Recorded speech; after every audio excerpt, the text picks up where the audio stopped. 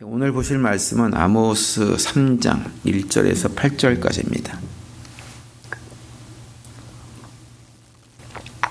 아모스 3장 1절에서 8절까지 저랑 한 절씩 교독을 하시겠습니다. 이스라엘 자손들아, 여호와께서 너희에게 대하여 이르시기를 이 말씀을 들으라. 애굽 땅에서 인도하여 올리신 모든 족속에게 대하여 이르시기를 내가 땅의 모든 족속 가운데 너희만을 알았나니 그러므로 내가 너희 모든 죄악을 너희에게 보응하리라 하셨나니 두 사람의 뜻이 같지 않은데 어찌 동행하겠으며 사자가 움킨 것이 없는데 어찌 수풀에서 부르짖겠으며 젊은 사자가 잡은 것이 없는데 어찌 굴에서 소리를 내겠느냐. 덫을 땅에 놓지 않았는데 새가 어찌 거기 치이겠으며 잡힌 것이 없는데 덫이 어찌 땅에서 튀겠느냐. 성읍에서 나팔이 울리는데 백성이 어찌 두려워하지 않겠으며 여호와의 행하심이 없는데 재앙이 어찌 성읍에 임하겠느냐.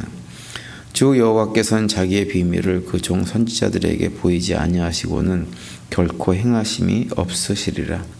사자가 부르짖은즉 누가 두려워하지 않겠느냐.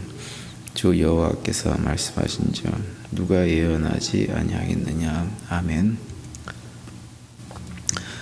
아모스서 1장을 시작하면서 이제 우리가 살펴본 대로 가장 먼저 선포되던 말씀은 이제 이방 민족들에 대한 심판의 메시지가 이게 선포되죠. 그런데 이제 아모스 1장이 이방 민족들의 심판을 선포하는 것은 단순하게 이방 민족들에 대한 심판의 메시지만을 위한 선포는 아닙니다. 그것은 어떤 의미가 있냐면 하나님으로부터 선택을 받고 하나님 백성이라고 하는 특권을 누리고 있던 이스라엘 백성들이 행하는 죄악에 대해서 하나님께서 이방 민족들에 대한 심판의 메시지를 통해서 그들을 경고하고 있는 것입니다. 경고해서 그들이 악한 길에서 하나님께서 원하지 않는 삶을 사는 그 우상 숭배하고 살았던 그런 삶의 자리로부터 회개하고 돌이키기를 바라서 이방 민족들을 향한 심판의 메시지부터 시작을 하고 있는 거죠. 그런데 이제 이스라엘 백성들은 이방 나라들이 하나님께 심판을 받고 그렇게 어려움에 처하는 것을 보면 우리도 이렇게 악한 길을 계속 걸어가면 하나님께 징벌을 받겠구나라고 하는 생각을 해야 되는데 그리고 돌이켜야 되는데 이스라엘 민족들은 그렇게 하지를 않았습니다. 오히려 하나님이 그런 의도를 거부하고 계속해서 잘못된 길, 악한 길, 사회적 약자들을 고통 가운데 빠뜨리고 그들에게 폐악질을 하는 일들을 멈추지를 않았어요. 그래서 하나님께서 이스라엘 민족에 대해서 심판을 하고 있는 내용이고 어제 봤던 본문과 오늘 본문도 계속 이어서 그런 내용이 기록되어져 있는 것입니다. 그래서 먼저 오늘 본문 2절에 보시면 이렇게 말씀합니다. 내가 땅의 모든 족속 가운데 너희만을 알았나니 그러므로 내가 너희 모든 죄악을 너희에게 보응하리라 하셨나니 이렇게 말씀하고 있어요. 여기 보시면 내가 땅의 모든 족속 가운데 너희만을 알았다 이렇게 얘기합니다. 이 얘기는 무슨 얘기냐면 하나님께서 너희만을 알고 너희만을 바라보고 너희를 특별하게 선택해서 나의 백성을 삼았다는 얘기예요. 많은 민족들이 있는데 그 가운데서 이스라엘 민족이 특별히 훌륭해서 좋은 점이 있어서 선택받을 만해서 선택하신 것이 아니고 그냥 많은 민족 가운데 그들을 특별히 선별해서 하나님 백성을 삼은 민족이라고 하는 거죠. 그런 은혜로 그들을 선택하셨어요. 그런데 이렇게 특별한 은혜를 입어서 선택을 받고 하나님 백성이 되었다고 하는 것은 뭐냐면 그런 특별한 은혜를 받고 한 것에 맞는 그들에게 대한 책임도 그들이 있다고 하는 것을 의미하는 것입니다. 우리가 이 땅을 살면서도 경험하지만 어떤 특별한 권한과 특별한 은혜를 이렇게 받은 것이 크면 클수록 거기에 대한 책임도 큰 것입니다. 그래서 그게 사람들과의 관계에서도 그렇고 공동체 안에서도 그렇고 하나님과의 관계 속에서도 내가 은혜를 더 많이 받고 특별한 관심을 받고 그래서 특별한 권한과 책임이 주어지면 거기에 대해서 내가 마땅히 감당해야 될 책임과 내 역할도 그만큼 커질 수밖에 없는 거예요. 그래서 하나님께서 이스라엘 백성들에게 거기에 관한 책임을 지금 묻고 있는 것입니다. 사실은 그 점에 있어서는 우리들도 마찬가지죠. 우리가 하나님 백성 된 거 주변에 예수 믿지 않는 사람들보다 훌륭해서 뛰어나서 하나님 백성다울 만한 어떤 백성이 될 만한 자격이 있어서 그렇게 된 것이 아니라는 거 우리가 모두가 다 압니다. 그냥 하나님께서 우리에게 특별한 은혜를 베풀어 주셔가지고 구원받고 하나님 자녀가 되어지고 성령 받아서 하나님 말씀을 깨달아 알게 되어지고 하는 이런 은혜들을 우리가 다 경험을 했어요. 그러면 우리들도 마찬가지로 하나님께서 거기에 합당한 책임을 지고 이 땅에 살아가기를 원하세요. 그런데 이제 그런 책임감이라고 하는 것이 하나님께서 우리에게 너희들의 인생을 다 바쳐가지고 나의 나라를 위해서 교회를 위해서 희생하고 헌신하고 모든 것을 다 바쳐서 대단한 일을 해라 라고 하는 것이 아닙니다. 그 책임감이 그런 게 아니에요. 하나님은 이스라엘 백성들에게도 그런 것들을 요구하지 않으셨지만 우리들에게도 그런 걸 요구하지 않으세요. 하나님께서 우리에게 요구하시는 책임은 우리가 같이 힘과 능력을 가지고 그걸 동원해서 대단한 어떤 일을 하는 것이 아니라 일상의 삶의 자리에서 타락한 본성에 이끌려 살아가는 삶을 사는 것이 아니라 하나님 말씀에 순종해서 하나님 백성다운 삶을 그냥 살아가는 거예요. 그것이 우리들에게 주어진 책임이에요. 비록 그 길이 세상 사람들이 볼 때에는 바보처럼 보이고 세상에서 이런저런 손해를 보게 되는 그런 길이라고 할지라도 그 길을 걸어가면서 그 길만이 참으로 복된 길이라고 하는 것을 세상 사람들에게 보여주는 삶을 살아가는 것, 그것이 우리들에게 주어진 책임이에요. 그것이 이스라엘 백성들에게 주어졌던 책임입니다. 그런데 이스라엘 백성들은 그렇게 하지 않았다고 하는 거죠. 자신들이 하나님 백성이라고 하는 것을 알면서도 그냥 타락한 본성에 이끌려서 자기 욕망대로 욕망을 성취할 생각으로 그냥 살아갔어요. 하나님께서 많은 선지자들 보내서 반복해서 경고를 하셔도 그 경고의 말씀들을 다 무시했어요. 마치 선수들이 운동장에서 경기를 할 때 자꾸 반칙을 하면 심판이 경고를 하시는 것처럼 수많은 선지자를 보내가지고 경고하고 또 경고하셨는데도 그런 반복된 경고가 거의 소용이 없는 지경에 이르게 된 거예요. 그래서 하나님께서 심판을 하시겠다고 결정하시고 심판의 메시지를 선포하고 있는 것입니다. 오늘 본문에 보면 하나님께서 무려 9가지의 질문을 하면서 그들을 경고하는 내용이 나옵니다. 다 볼 수는 없고 몇 가지 살펴보면 먼저 3절에 보면 이렇게 말씀하죠. 두 사람의 뜻이 같지 않은데 어찌 동행하겠으며 라고 말씀합니다. 우리가 살아가다 보면 누군가와 함께 일을 도모해야 될 때가 있어요. 함께 동역해야 될 때가 있죠. 하나님께서 이스라엘 백성들을 무엇을 삼았냐면 동역자로 삼으셨어요.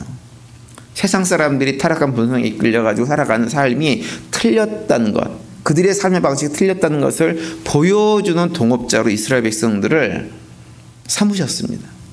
그래서 하나님의 말씀에 순종해서 사는 것이 나의 타락한 본성에 이끌려 살아가는 것보다 훨씬 더 좋다고 하는 것을 증거하는 삶을 살도록 하나님께서 그들을 동업자로 삼으셨는데 안타깝게도 이스라엘 민족들 마음속에는 그런 동업자 마음이 없었어요.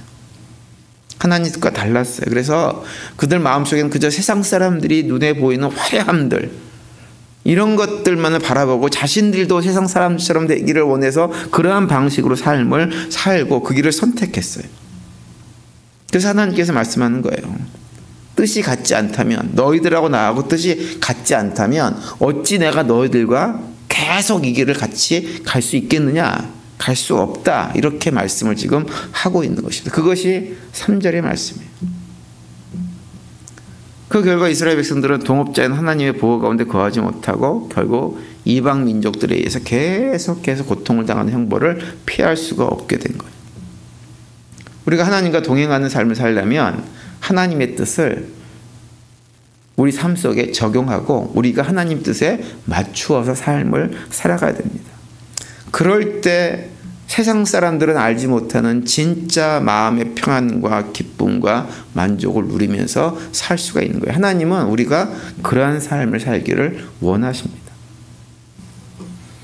그리고 또 4절에 보시면 이렇게 말씀합니다. 사자가 옮긴 것이 없는데 어찌 수풀에서 부르짖겠으며 젊은 사자가 잡은 것이 없는데 어찌 굴에서 소리를 내겠느냐 이렇게 말씀하고 있어요. 이 말씀은 하나님께서 이스라엘 백성들을 심판하신 이유를 분명하게 말씀하고 있는 거예요. 여기서 사자는 하나님을 상징하는 표현이죠. 근데 마치 사자가 움킨 것을 잡고 먹을 것을 움켜서 소리를 지르는 것처럼 하나님께서 심판의 메시지를 행하시고 이스라엘 백성들을 심판하실 때는 그만큼 이유가 있다고 하는 거예요. 사자도 그냥 울부짖는 게 아니라고 하는 거죠. 울부짖을 때는 먹잇감이 있든지 먹잇감 움켜졌을 때 승리 잡았다고 하는 표시로 부르짖는 것처럼 하나님도 심판을 하시는데 심판의 이유가 있다고 하는 거예요. 그 이유는 다른 것이 아니라 말씀드린 대로 이스라엘이 행한 악한 죄악들입니다. 마치 그 악한 죄악이 사자가 움켜진 먹잇감이 되어져 있는 것처럼 하나님에게는 먹잇감이 되어져 가지고 그걸 가만 놔둘 수가 없다고 하는 거예요. 그래서 그 죄악들로 인해서 하나님께서 부르짖고 말씀을 선포하고 결국은 하나님의 노를 이스라엘 백성들에게 바랄 수밖에 없는 상태가 됐다고 하는 것입니다. 제가 여러 번 말씀드리지만 우리 하나님은 노하기를 좋아하시는 분이 결코 아니세요. 하나님은 우리가 잘못된 길을 걸어가도 참아주고 그 자비로움으로 그 너그러움으로 계속해서 우리를 기다려주시는 분입니다. 그런데 하나님께서 분을 내시고 소리를 내시고 심판을 선포하셨다는 얘기는 무엇이냐면 더 이상 하나님께서 참으실 수 없을 만큼 우리가 죄악 가운데 죄악이 차고 넘치는 삶을 살고 있다고 하는 거예요. 그래서 구약성경 나오면서 1장 3절에 보면 이렇게 말씀합니다. 여호와는 노하기를 더디하시며 권능이 크시며 벌 받을 자를 결코 내버려 두지 아니하시니라. 여호와의 길은 회오리 바람과 폭풍 속에 있고 구름은 그의 발에 티끌이로다. 이렇게 말씀하세요. 여호와는 노하기를 더디하시는 분이시지만 결국 노하게 되어지면 벌 받을 자들을 결코 그냥 놔두시는 분이 아니라고 하는 거예요. 죄악이 차고 넘치면 폭풍처럼 심판하시는 분이 누구냐? 우리 하나님이세요. 그래서 그런 하나님에 대해서 로마서 2장에서는 또 이렇게 말씀하죠. 로마서 2장 6절에서 8절까지 보시면 하나님께서 각 사람에게 그 행한 대로 보응하시되 참고 선을 행하며 영광과 존귀와 썩지 아니함을 구하는 자에게는 영생으로 하시고 오직 당을 지어 진리를 따르지 아니하고 불의를 따르는 자에게는 진노와 분노로 하시리라. 이렇게 말씀합니다. 하나님은 죄에 대해서 반드시 심판을 하시는 분이세요. 그렇기 때문에 우리는 늘 죄에 대해서 예민하게 반응을 하고 살아가야 됩니다. 죄에 대해서 예민하게 반응한다고 하는 것은 무엇이냐면 내가 과거에 지은 죄, 이미 회개한 지은 죄들에 대해서 전전긍긍하고 살아가는 말이 아니에요. 그러니까 어쩔 수 없어요. 그것은 이미 하나님께서 용서하셨어요. 중요한 건 뭐냐면 지금부터예요. 지금부터 앞으로 미래에 내 삶에 내가 스스로 하나님에 대해서 하나님 행세를 하면서 악을 행하는 또는 우리의 시선과 마음이 세상에 쏠려가지고 세상 것을 추구하고 살아가는 탐욕과 본성에 이끌려 살아가는 삶을 살지 않게 해서 최선을 다하는 삶을 사는 거예요. 그것이 죄에 대해서 예민하게 반응하며 살아가는 것입니다. 그리고 마지막 8절에 보시면 또 이렇게 말씀하고 있어요. 사자가 부르짖은즉 누가 두려워하지 않겠느냐? 주 여호와께서 말씀하신즉 누가 예언하지 아니하겠느냐? 이렇게 말씀합니다. 아모스 선지자는 자신이 남한국 출신 사람이지만 북왕국에 와가지고 북왕국을 향해서 메시지를 선포한 이 선포가 자신의 생각이 아니라고 하는 것을 얘기하고 있는 거예요. 이것은 하나님께서 주시는 말씀이라고 하는 거죠.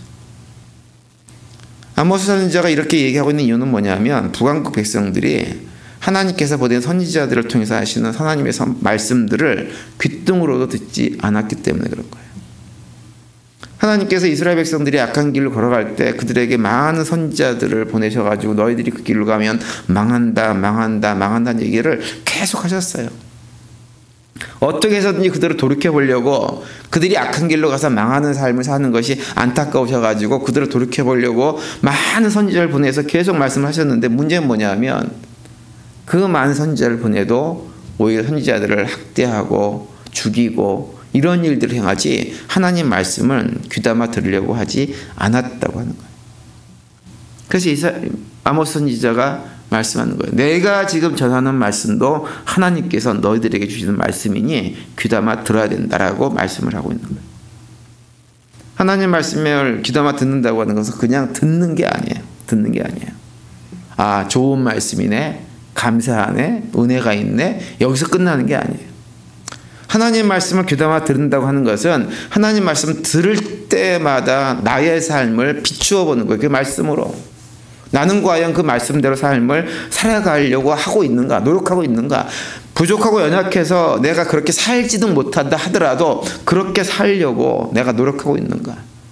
말씀과 맞지 않는 나의 삶에 있는 죄악된 모습들, 악한 모습들, 하나님께서 원하시지 않는 모습들 없는지를 철저하게 점검하면서 하나님 말씀을 듣는 것. 그래서 내 삶 속에서 어떻게 해서든지 죄의 악을 버리려고 하는, 그리고 하나님께 주신 말씀에 순종해 보려고 하는 마음의 결단과 다짐을 가지고 말씀을 들을 때 그것이 하나님 말씀을 귀담아 듣는 것이 되는 것입니다. 그럴 때 우리 삶은 어떻게 되느냐?